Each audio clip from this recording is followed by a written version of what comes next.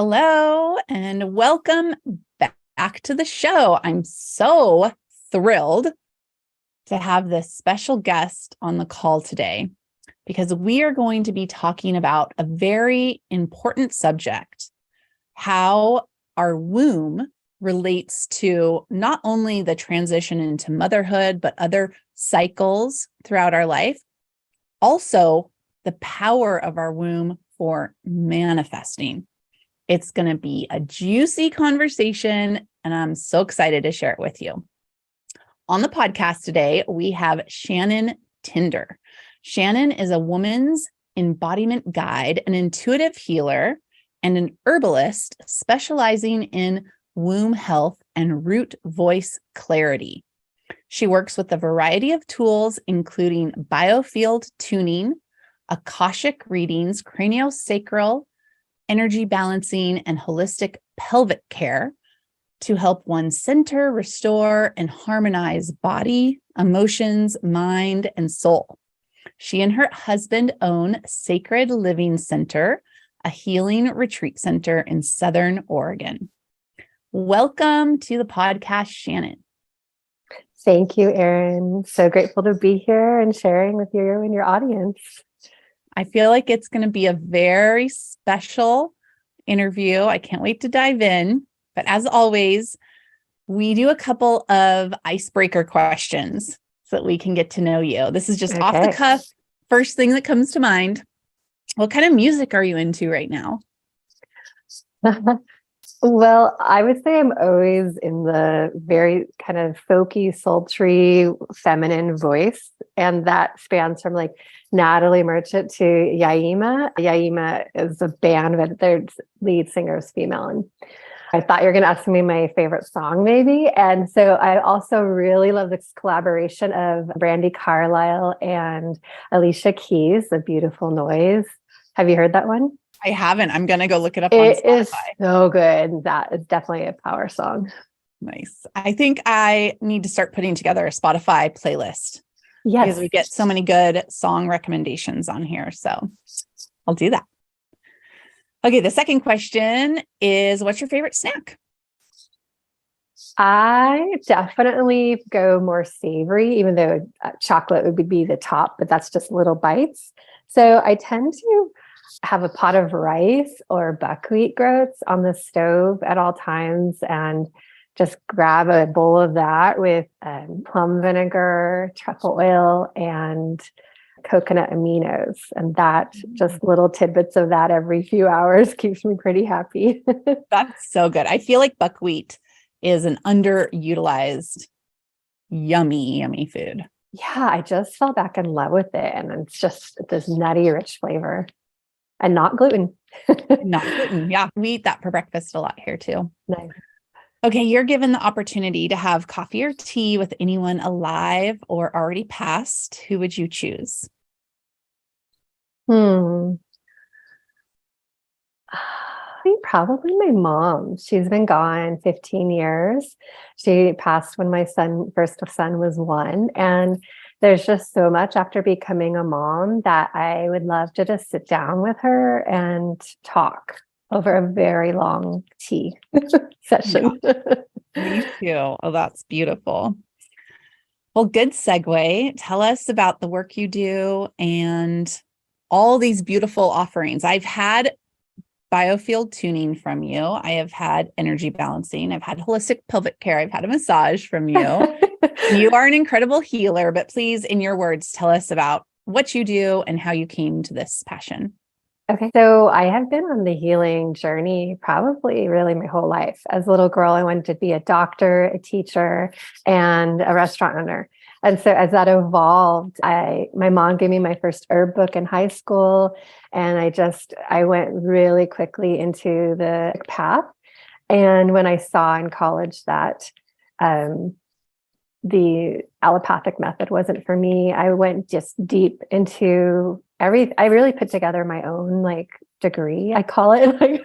And so I've just over the past 20 years woven herbalism and then became a somatic body worker and really fell in love with learning how the issues in the tissue. And we don't always have to like know the story, but we can like meet it in a frequency and in a resonance way to like help that move, and through all sorts of tools. And then I became a mom, and it was hard to have a practice, and we were homesteading deep in the mountains. And so I also like learned so much about just living off the land. And I got really into cyclical living and the seasons. And I studied midwifery for a while and was a doula.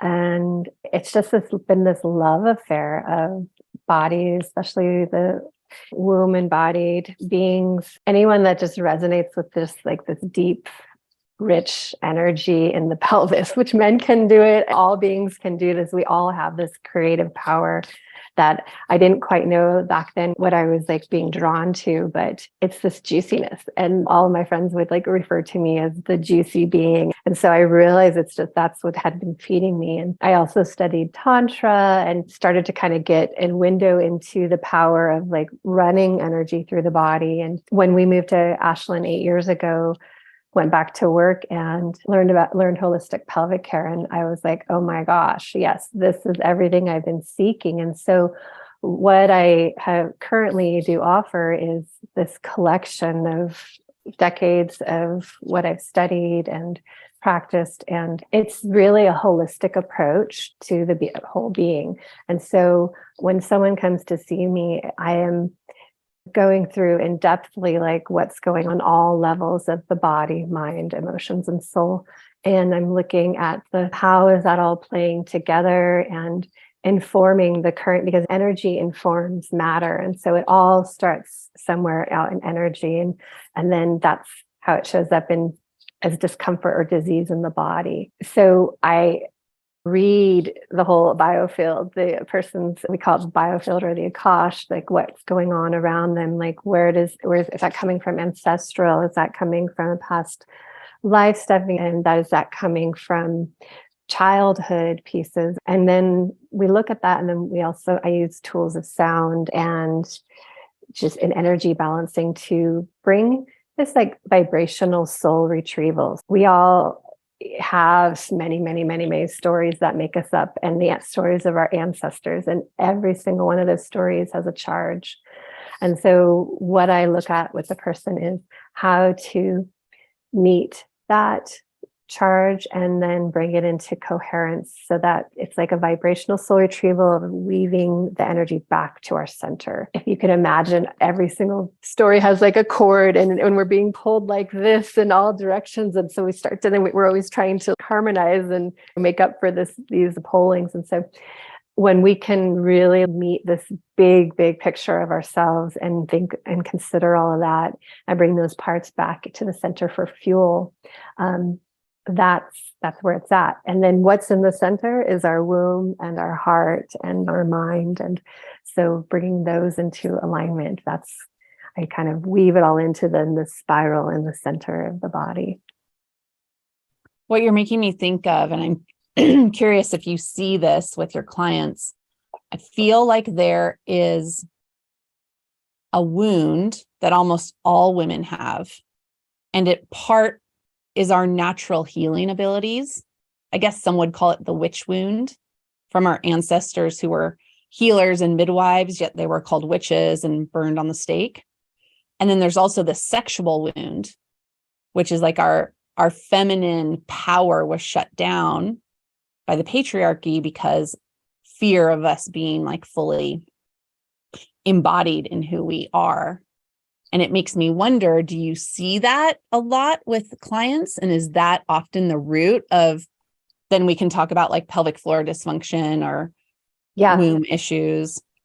Oh, absolutely. Yeah, it all starts really there. It goes back so deep. And sometimes I feel like I'm repeating myself with clients because I'm like, oh, here's the witch wound again. But it's really, we're in this age right now of healing that. So that is what's going to show up a lot. It shows up in the voice, not being able to speak, so thyroid issues, and just feeling shut down. It shows up with prolapse, the bladder, because all that's fear of really like being able to like be fully ourselves. And both of those show so the witch wound and sexual trauma have similar ways that it shows up in the body. But yeah, it's like, let's see what's going on. And sometimes it's both, right? And then we can address that on this greater level and bring awareness to it, because our body is a map and it's a guide to how we live our life.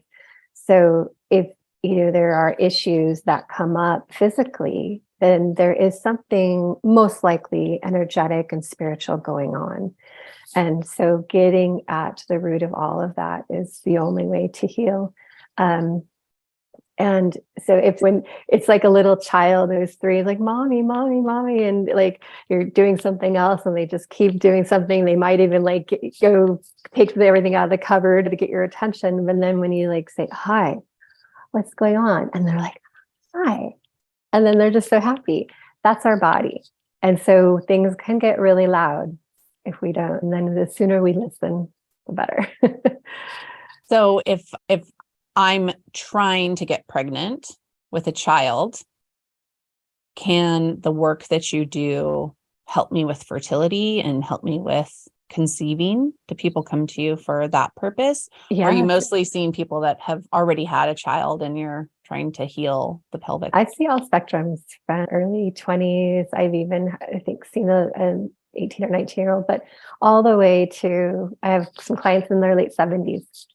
And everyone from having children to no children at all, or never having that plan, to women with full hysterectomy. So the whole spectrum is kind of in my wheelhouse. As far as preparing for motherhood, there's so much we can do. It's like, I think the womb is, and the whole pelvis is definitely probably one of the most ignored areas. Women bleed, and it's like, oh, here's the blood, and then there's sex. It's like bleeding, sex, that's it. And it's a lot of kind of not necessarily welcoming presence. And the sex can be on all spectrums, right? So many women are saying yes to sex when they don't want to, or it's like this obligation inside relationships. And so really it's like, how do we first cultivate this relationship with this, our whole pelvic bowl? That's what I like to call it.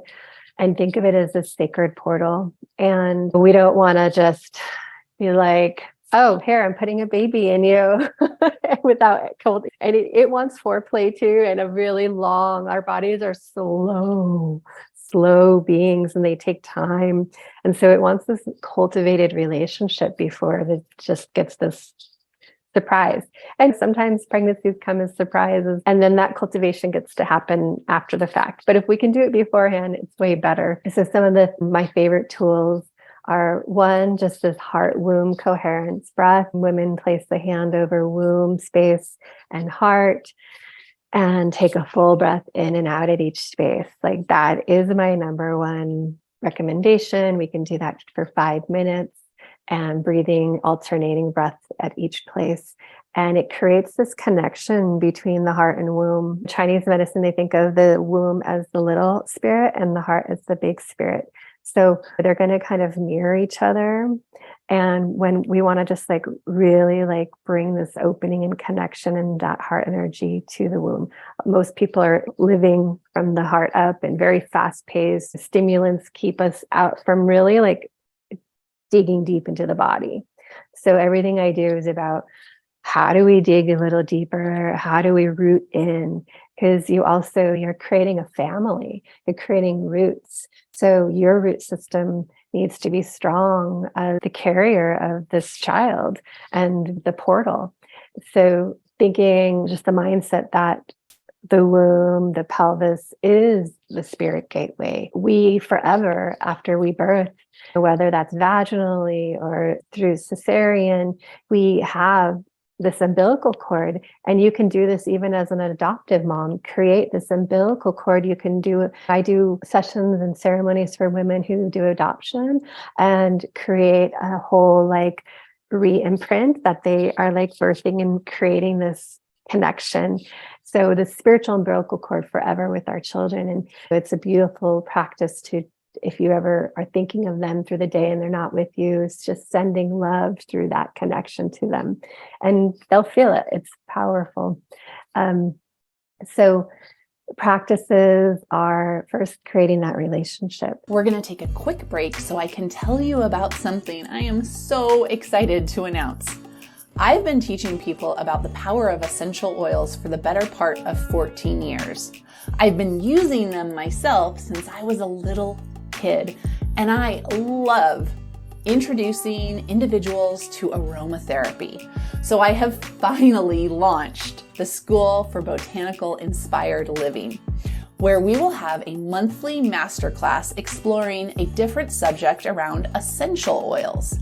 This month, March 2023, the subject is essential oils for pregnancy, birth, and beyond. You can come to the masterclass by simply swiping up, grabbing this link from the show notes. It's only $77. And coming soon, I will have a membership that will give you access to all the masterclasses for an incredible price. So just go to jasmineandjuniper.com/connect, come to the masterclass in March, and don't worry if you miss the live webinar, you will be able to access the recording by joining my membership. Okay, let's get back to the show. Pelvic mapping is a huge thing that I teach. I do internal work with women to do fascial release and kind of find where there's constriction. But what I really love is for everyone to be able to do this at home, because it's great to come see practitioners, right? But we all know that it's our regular routines that make the most change in our life. And so pelvic mapping is a practice. I think it's sexological body work came up with the terms, but you basically think of your whole, we can call it yoni, as a clock. And so at the top is like the clitoral hood, and the bottom that's 12 o'clock, and the bottom is 6 o'clock, the vaginal bottom opening. And so going around the clock with just like circular motion just inside, you could even start outside with your vulva. You can start in the thighs, but I think of it as a spiral, and I just spiral around the clock, little circular motions with the tissue. And that right there is the most powerful thing women can do for themselves, because if we can teach this to our girls coming of age, say when it's like they start to feel comfortable with it into puberty, they take power for their own bodies. And then somebody who's like pelvic mapping from 13 to 80 knows exactly what's going on. When they're not going to a doctor saying, "What is that? What is this?" And the doctor's like, "Oh, I don't know. I've seen you. It's the first time I've ever seen you," and says whatever. And so that's the best thing of how we can reclaim our bodies and know our terrain. Know your terrain. Get a relationship with it.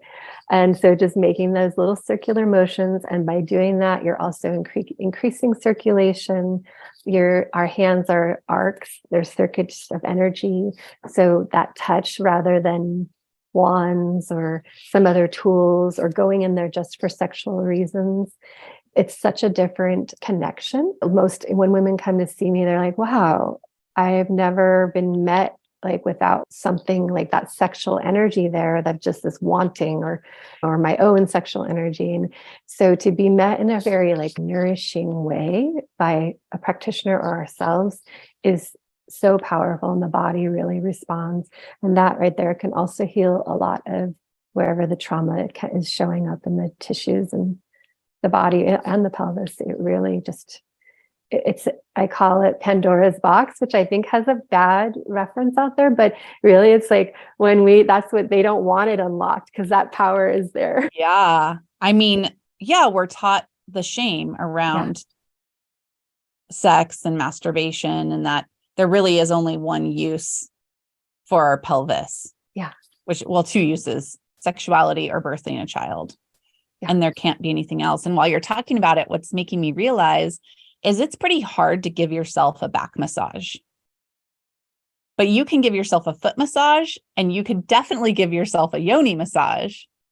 Yes. And so why aren't we engaging in that practice of self-care and self-love and attention to those areas? Because I know for me, what'll happen sometimes is when I check in with my body and my womb and my pelvic bowl, is she wants different things at different times throughout the month. Right.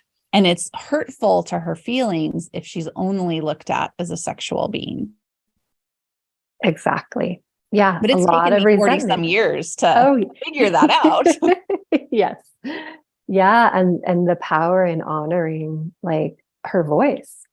That's a lot of what I speak to, is that every part of us has a voice. I don't know if you've done practices of like, what's my heart voice? What's my liver voice? But the first time I heard my root, I was leading a book club through Wild Feminine, my teacher of the holistic pelvic care. And so I was actually like doing all the practices really well. And it was the root voice pies. And this completely different voice came out of nowhere. And she was like, whoa, slow down, girl. What are you Super rushing chill. for? And I just imagine this grand, big woman, and she was sultry. And I have my intuition. It usually sounds like me, and I'm too with my mind voice, but this was like God, right? God speaking, goddess. and so all it took was me just, like she said, slowing down and listening. And through that listening, when we honor, everything shifts in our body. So women come sometimes to me and they're like, I'm trying to get pregnant. I can't get pregnant. And then their whole being's like, I'm trying to get pregnant. There's just so much anxiety and angst. And that shows up exactly how everything's a mirror, the micro of the macro. And usually they're in like a root lock, right? And there's like some sort of barrier going on. So it's like, how do we soften? How do we listen deeper, deeper, deeper? Did you read Untamed by Glennon Doyle? Oh, yes. That's a great one. I love it. My favorite part from that is she was like, when I just like want to like something about getting really quiet and still and deeper into her body till she hears the answers. And that's it. That's work. Yes. So you're making me think a lot. Well, I'm thinking about labor and birth, but I'm also thinking about creative projects and manifesting. And the correlation I'm making right now, and I want to hear your take on it, is in the labor and delivery process, whether you're home birth, you're at the hospital or birthing center, I can feel that same anxiety. Like, I'm so anxious. What's this going to feel like? What's going to happen? And then you're all clenched up and the baby can't come. But there's this other side where actually labor can be very pleasurable, almost sexual. It's interesting. And that place where you can get like loosey-goosey and you've got the candlelight on and you're in the bath and there's essential oils and your partner is holding you is like opening, and then the baby can come. And I feel like the same thing happens when I have a creative project. I might have an idea and then I start to birth it and I get like, this is scary. Like I start to upper limit and I get all uptight and I get worried that I'm going to fail or something's going to go wrong. But if in launch phase of the creative project, which is like labor and birth, if I could get more ooey gooey, gushy, rub oils on, take a bath, do something more sensual and luxurious, then I release tension and I can actually birth that creative project. What do you think about that whole correlation there? Absolutely. Yes. We have run these yin yang energies, right? And so launching a project is very driven, but the best way when it's then right there, we've put all that energy into it. We've grown, gestated. Yeah, we use our wombs to gestate, whether it is a project or a baby. And so a lot of energy goes into that gestation, right? But then when it's just time, I had a friend say to me, I just was able to surrender. And it's really hard to understand and fully like eat that or like allow that in our bodies when we're in those labor pains of all things. But the more we can just completely surrender, it flows. I created this online womb course in 2020, and it was so much work. It was a labor of love and it was painful. And I birthed it like, like that. and it was, then I just let it sit there for a minute. And then the next winter, I got this inspiration for this other course that I'd wanted to birth. And I just laid on my trampoline in the sunshine. And I just like did my heart womb coherence breaths. And it just like came right out. It just slid right out me. It's kind of like the second child they say does that better, right? And then I sold it out in like one post and one email. And that was the most powerful imprint for me of like, okay, surrender.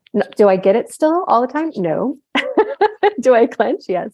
Just experiencing this yesterday. Okay.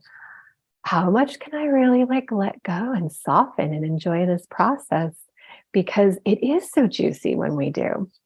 And I think I've seen some of my favorite creators like say, okay, I'm launching and I'm going to go take myself to the spa for 2 days.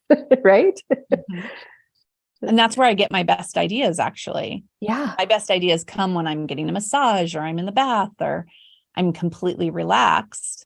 And then, of course, there is this building, working phase where I'm creating. But why wouldn't the launching and the birthing of the project also be not easy? It's not that it's easy, just if you can allow it to come. It's kind of like the baby's going to come. You hit that point where you can't get the baby to go back inside. And I think it's the same with some of our creative projects. The baby's coming, so we might as well allow it. And it kind of makes me think too of my second child was that she just slipped out. But my first child, when she was crowning and that whole idea of the ring of fire, there was this moment where I was like, I can't get her out. My body was telling me it's not possible. And my midwife said, you're going to have to call on something higher than yourself. Mm. And I called upon like the goddess, the great mother. But in what you're sharing, you're making me realize that that goddess is actually in my womb. And so it's like in that moment, I let her take over. And I was like, yeah, you're right. My body's not going to get this baby out. You're going to get it out. And then how incredible that on that final push, out slides this baby. I mean, it makes me think and realize that our pelvis and our yoni, like what an incredible part of our body. What is, you probably know this as the doula, but what's the size change that happens when you're giving birth? Doesn't your yoni like grow to this incredible size?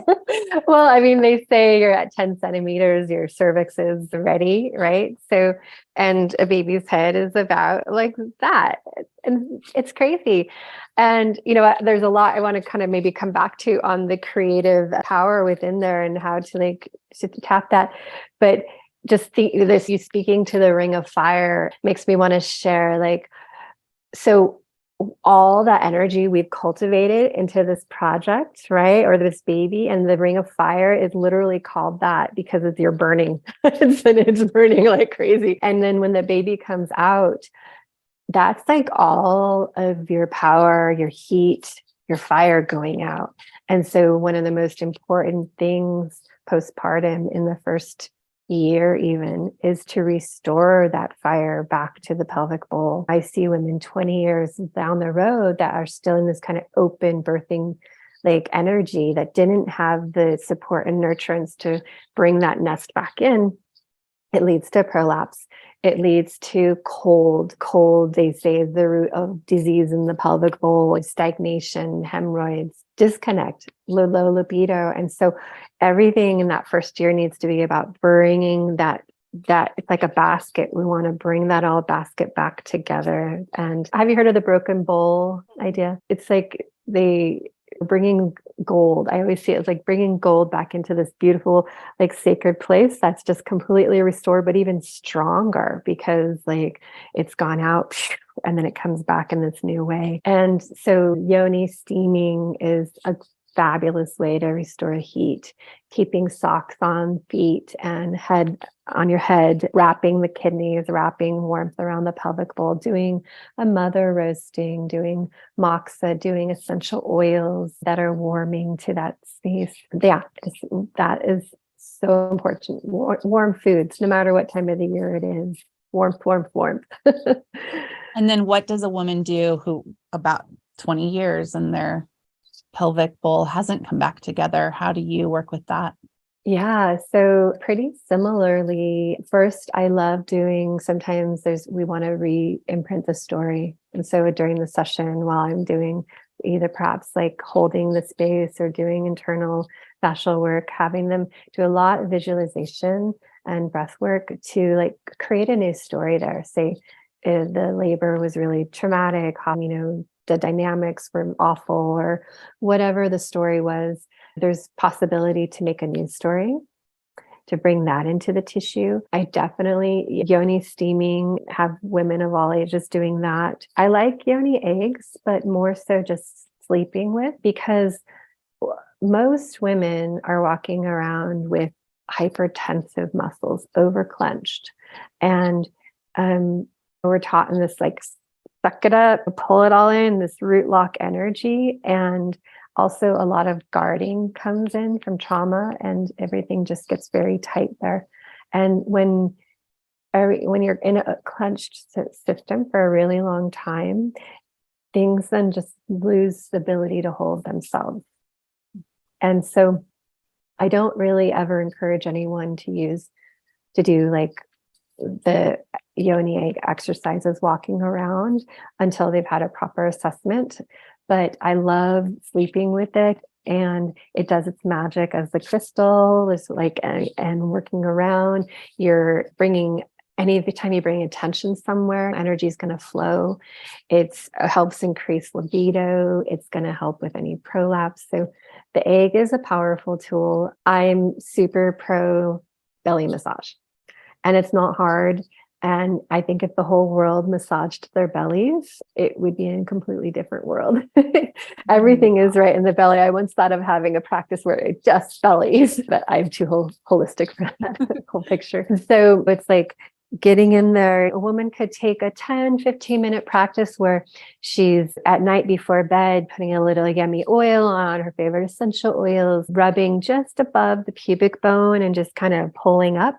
And don't be afraid to get in there deep. And you can go soft at first, and then just kind of this upward motion to just under the belly button, in from the hips, in the outer pelvic, like this angle, and just sweeping it all there to the belly button. I like to kind of get in and pull where I feel resistance from the edge of the pubic bone. So it's like a lifting of the uterus, and it's bringing chi and circulation to the ovaries. So that could be a 5-minute practice, and then a 10-minute practice doing some simple pelvic mapping. Like, oh, I wonder what's in my vulva tissues today. I used to scratchy irritation with sex years ago, and I was like, so I was starting to kind of dread sex, and then sometimes we don't always do our practices. I started to get in my pelvic mapping practice, and I realized I had a buildup of like lactic acid crystals in my vulva. And I just spent like 5-10 minutes massaging 2 days in a row. Never had it since. Wow. So there's so much that we can just tune into through a 5 to 15, 20-minute practice. Wow. I feel like I could talk to you for hours, and I'm sure the listeners are feeling the same. So would you share with us, if somebody wants to work with you, if they want to explore more, if they want to learn more, what are the best pathways for that? Yeah. So they can reach out to me at sacredlivingcenter.com. And I have a variety of different sessions that I do. And everything I do, I can do remotely or in person, because it seems like you'd have to do the womb work in person. But I do a lot of sessions remotely, and I guide women through their own practice. I work in the quantum energy field, so that's really easy to do remotely as well. I love combining a package for people that's customized of, let's drop into your Akashic records. Like, what are the next steps? Like, maybe there's like something that can help you with your fertility journey. And so a lot of really practical, good information comes from that. And we do look at all the aspects of energetic and nutritional, and maybe things that need to clear from the past. And so, yeah, just tuning in through the website, and I'm semi-active on social media. I'm trying to get better about that. We'll put all your links in the show notes for everybody for sure. So any final words for us as we close up? I don't think so. It was just really lovely to chat with you, Arin. Yeah, like you said, I would love to just sit and talk all day about this. It's so yummy and so much goodness. And I just want to really invite women to do that heart-womb coherence breath and see what happens when that starts to really open and create relationship there. Yeah, beautiful. Okay, well, thank you so much for joining me today, and I'll see you soon. All right. Thanks, Arin. Bye.